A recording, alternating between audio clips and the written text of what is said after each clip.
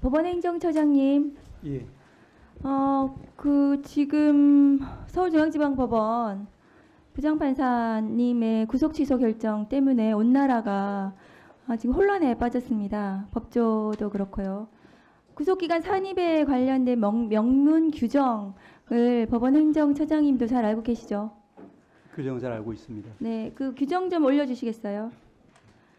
그래서 이 사건은 윤석열 내란수계 사건은 공수처에서 체포해서 체포영장에 의해서 체포했고 체포적부심을 거치고 그리고 영장이 청구되어서 구속되었고요. 그리고 중앙지방검찰청으로 이첩이 돼서 기소가 됐습니다. 법원행정처장님도 잘 아시다시피 형사소송법 214조의 2 체포와 구속 적부심에 관한 규정 13항에 보시면 수사관계 서류가 법원에 접수한 때부터 그 반환한 때까지 구속기간에 들어가지 않는다. 체포 시한 48시간에도 들어가지 않는다는 것이고 그 체포와 구속 적부심 이 기간에는 이 기간은 그러니까 구속기간 열흘 에 들어가지 않아서 이것이 더 추가해서 구속기간이 계산이 된다는 것은 대한민국 형사소송법 71년 동안 2,300명의 검사들이 그리고 법관들이 이 규정에 기해서 영장을 청구하고 발부하고 해왔습니다. 그런데 저기 이제 때로 되어 있는 것은 아마 지기현 판사님이 어떻게 해석했었는지 모르겠지만 저희는 제가 검사 24년 했는데 실무상 저 때도 시간으로 계산할 수도 있지만 저희도 일로 계산을 했었습니다. 그동안 아실 건데요. 그리고 구속 전 피의자 신문 201조의 2도 저기는 이제 날로 되어 있습니다. 그러니까 수사관계 서류가 법원에 접수한 날로부터 반환한 날까지 구속기간에 산입하지 않는다고 되어 있습니다. 행정처장님 맞습니까? 예, 그렇게 되어 있습니다. 예, 그러면 지기현 서울중앙지방법원 부장판사님은 어떻게 체포적부심에 걸린 이 시간이 저 구속기간 산입 그러니까 214조의 이 13항을 이 적용 대상이 되지 않는다. 체포와 구속은 다르다 이렇게 판단을 하셨더라고요. 14조의 이 13항이 있는데도 불구하고 저 법 조항을 위반한 겁니다. 저 버젓이 있지 않습니까, 행정처장님? 맞지 않습니까? 규정에는 그와 같이 적힌 바와 같습니다. 네.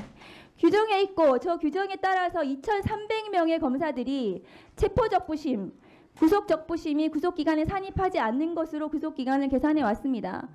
그런데 지기현 부장판사님은 어떻게 체포적부심 기간은 저기에 산입되지 않는다는 규정이 적용되지 않는다는 어디에 듣도 보도 못한 자기만의 형사소송법이 있는지 모르겠습니다. 그래서 이 혼란이 발생을 한 거고요.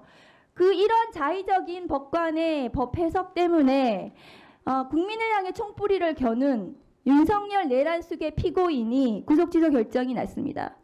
이것은 유대인을 학살한 나치 시대에도 법관들이 법에 따라 했습니다.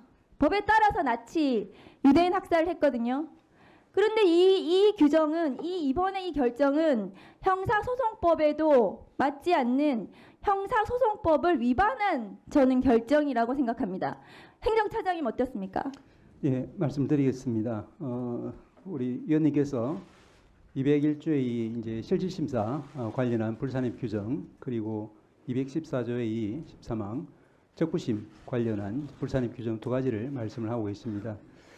일단 이 두 가지 모두에 대해서 재판 상황이기 때문에 저희가 이제 적극적으로 말씀드리기는 어려운 점이 있다는 것을 전제로 말씀을 드리면은 이 부분에 대해서는 이제 저희들도 이제 살펴본 결과 현재까지 확립된 법률의 규정이나 판례는 존재를 하지는 않습니다. 다만 이제 경위를 저희들이 쭉 보기로는 먼저 실질심사 즉 201조 2 실질심사와 관련해서는 지금 실무에서는 아마 이제 예를 들면은 당일 23시에 접수가 되고 그 다음 날 이제 새벽 1, 2시에 이렇게 발부된 그런 경우에도 이와 같이 날로 계산해서 이틀을 이제 피고인에게 불리하게 이렇게 구속기관에 산입한다는 것은 문제점을 좀 가지고 있는 것 같습니다. 문제의식은 인정을 하지만 법에 난로되어 있습니다. 법에 난로되어 있는 것을 바꾸시려면 국회의원 하셔야 돼요. 국회의원에 대해서 시간으로 바꾸시면 됩니다. 제가 말씀을 마저 법에 난로되어 있기 때문에 난로 계산을 해왔고 지난 71년 동안 2,300명의 검사들, 경찰들이 난로 계산을 했습니다. 법관들도 그렇게 했습니다. 다음 거 보여주시죠. 그렇게 해서 검찰 실무 관행상 그동안의 법, 형사소송법에 따른 적용을 하면 구속기간은 난로 계산했을 때 그리고 체포적부심을 정말로 시간으로 계산을 했다 하더라도 그렇게 계산을 했더라도 구속 만료 시점은 28일이 됩니다. 28일 10시 32분이 됩니다. 그런데 지기현 부장판사님의 계산에 따라서 계산을 하면 그 밑에 표를 보시면 구속 만기가 체포적부심 기간을 당연히 산입하지 않아야 됩니다. 형사소송법 214조의 이 13항을 적용해야 되기 때문에. 그런데 지기현 부장판사님은 이 214조의 이 13항을 적용하지 않고 체포적부심을 그냥 맘대로 드러냈습니다. 체포적부심 기간을 적용을 해야 하는데도 불구하고 어떤 근거도 없이 저걸 드러내서 자기 맘대로 26일 9시 7분이라고 하고 있습니다. 검찰에서 26일 오후 6시 52분에 기소를 했습니다. 그러면 둘 다 구속적부심, 그러니까 구속 전 피의자 신문과 체포적부심 기간을 적용을 하면 이 사건의 구속 만기는 26일 오후 7시 39분이 됩니다.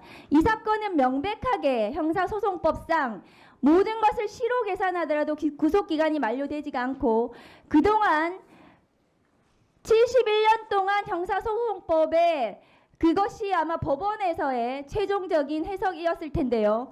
그것에 따라서 기소를 했다 하더라도 28일이기 때문에 구속 취소 결정은 명백히 잘못되었습니다. 예, 저희 위원장님 말씀을 네. 예, 네, 하세요. 예, 조금 전에 이어서 말씀을 드리겠습니다. 저 처장님 예, 포함해서 예, 이것까지 같이 설명해 주세요. 형사소송법 제66조 기간의 계산, 예, 시효와 구속기간의 초일은 시간을 계산하지 아니하고 일일로 산정한다. 이것까지 포함해서 설명해 예. 주세요. 먼저 말씀드린 것처럼 이제 실질심사 기간 불산입 관련해서는 학설에서는 이제 주석서에서는 이제 실무와 같이 실무의 통상의 견해는 이제 우리가 확립된 판례는 없긴 하지만 이제 말씀하신 것처럼 이제 날을 기준으로 하는 경우가 많은 것 같긴 합니다. 예, 주석서에서도 이제 그와 같은 설명은 확인할 수 있습니다. 그렇지만 이제 그와 배치되는 그와 반대되는 이제 학설도 저희들이 찾을 수는 있습니다. 그 이유는 기본적으로 이제 97년도 우리가 피의자 신청주의에 입각한 이제 영장 임의적 실질 심사가 형소법에 도입되었다가 2007년도에 필요적 실질 심사로 바뀌면서 그럼에도 불구하고 97년도에 도입되었던 이제 그 불산입 규정이 그대로 존치되는 것이 이제 좀 위헌적이다라는 그런 학자들의 지적이 있습니다. 그래서 이제 이와 같은 이제 그 규정, 불산입 규정은 위헌적일 뿐 아니라 그것이 이제 입법적으로도 개정이 되어야 되고 그렇지 않다 하더라도 현행법 하에서도 이제 학설들 중에는 법 개정 전에도 날이 아니라 실제로 소요된 시간만을 제외하는 것이 그 올바른 합헌적인 해석 방안이다. 이와 같은 견해로 주장하는 교수님들도 계십니다. 그래서 이제 이 부분에 대해서는 이제 그 현재 판례가 존재하지 않는 상황하에서는 이제 상급심 판단을 통해서 정리될 재판 사항이라는 것이 이제 저희들의 기본적인 사항입니다. 또 한편으로 이제 고려해야 될 부분은 이와 같이 이제 그 영장 서류가 법원에 제출되어 있는 동안 이제 그 구속기간이 불산입되지 않도록 한 그 취지는 영장 관련 서류, 즉 수사 서류가 검찰에서 법원으로 넘어감에 따라서 수사기관이 수사를 할 수 없게 되는 그 이제 불합리를 구제하기 위한 규정으로 설명이 되어 있습니다. 그런데 말씀드린 것처럼 이것이 이제 필요적 실질 심사 도입하에서는 이제 위헌적인 소지가 많다는 지적과 함께 또한 이제 현재 형사전자소송이 도입되면은 이 부분은 반드시 시정되어야 한다. 그런 취지의 결론이 저희들 이제 그 사법정책연구원 발간한 그런 책자에도 나와 있습니다. 그리고 이제 재판부에서는 아마 이제 그 실무와 다소 결을 달리하는 판단을 한 것 같지만 그렇지만 이제 실무 아까 말씀드린 것처럼 학설의 여러 견해 중에 절차적으로 가장 엄격한 그런 입장을 채택한 것으로 판단이 됩니다. 그리고 이제 잘 아시다시피 그 작년 연말 무렵에 그 별건 구속, 즉 이제 당해 사건으로 구속되지 않고 다른 사건으로 구속되어 있다거나 또는 다른 사건으로 이미 확정 판결을 받고 수용 중인 피고인에게 대해서도 그 피고인은 이제 필요적 국선 사유로 보아야 한다는 취지에서 종전의 실무례와 또 판례 해석로를 바꾸고 전원합의체에서 변경된 판례를 선고한 바가 있고 또한 마찬가지로 이제 그 전자정보 매체, 즉 컴퓨터라든지 스마트폰이라든지 이런 부분에 대해서 이제 피의자의 참여권 보장되어야 한다든지 그 부분이 더 나아가서 실질적인 피합 수사에게까지 보장되어야 한다는 취지로 판례의 법원 행정처장님, 예, 지금 처장님 설명을 들으면 예. 국민들이 더 혼란스럽고 헷갈릴 것 같아요.